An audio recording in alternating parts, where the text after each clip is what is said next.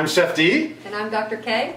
And today we're at the stove and we're going to make a breakfast. Now, everyone loves bacon and eggs. Waking up and smelling the bacon is just, part of the weekend, But you can't do that every day. And we're going to come up with a way that you can still enjoy kind of that crispy smokiness, but we're going to do some kale instead of the bacon. All right. Okay, so what we're going to do is we're going to start with a little bit of olive oil. I've got my pan hot, and this is a great dish to do for a group as well. I'm just going to do it 2 eggs for one, but you could also do this for a group, just use a bigger pan.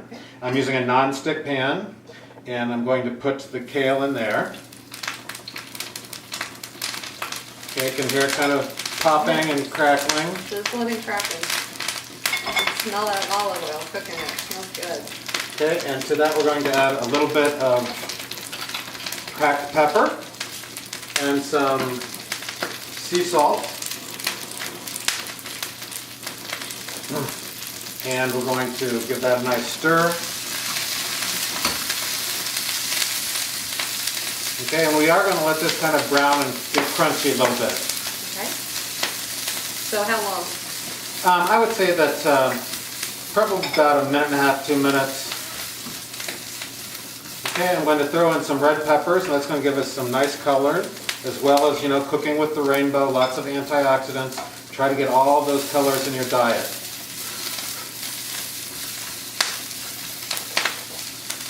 Okay, I'm going to just kind of smooth this out and make a little cup in this kale for the eggs. And we're going to use some nice farm fresh eggs. So you always want to use the best quality eggs you can. If you don't know someone who raises chickens, then you can buy things that are cage-free. If you can get pastured eggs, they're even better. That means that the chicken's been allowed to go out into the farmyard and peck around and eat all kinds of little goodies. We're going to top the eggs with just a little more salt and pepper. Again, always go light. You can always add more. Okay, and some garlic powder. Now, if you want to, you could use fresh garlic, but we're trying to make this easy, something that in the morning you don't really have to think about. All right, so we've got all the ingredients in there. Now we're going to add just a little bit of water, and this is going to steam the egg.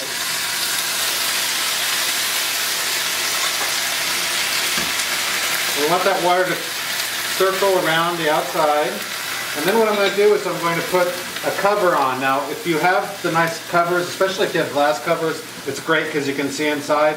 But I just want to show you that you don't have to have all the fancy equipment. We're just going to take a plate that's about the same size, pop it on there, and we're going to turn the heat down to about medium-low. And we're going to let that sit for about 3 to 4 minutes and let that kind of steam and cook. And then we'll open the pot back up and show you how to finish the dish.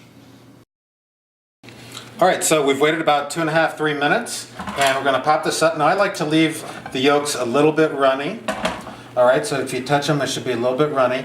What we're going to do now is to put our tomatoes on here, and we're going to bring the heat up and re-crisp that kale. It smells really good.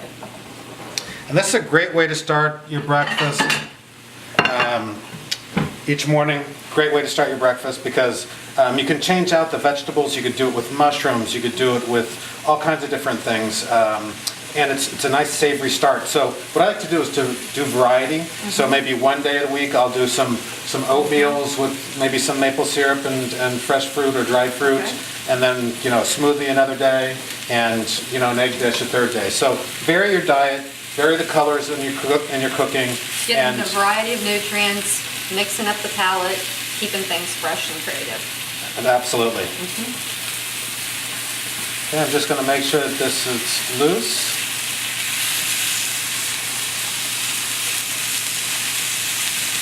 That white, we want the white to be set up completely, so I'm just going to let it go a little bit longer, and the yolks to be a little bit runny. And again, you want to make sure you use the best eggs possible. If you don't know where your eggs come from, you should probably cook them to 160 degrees just to make sure that you kill any bacteria that might be in there.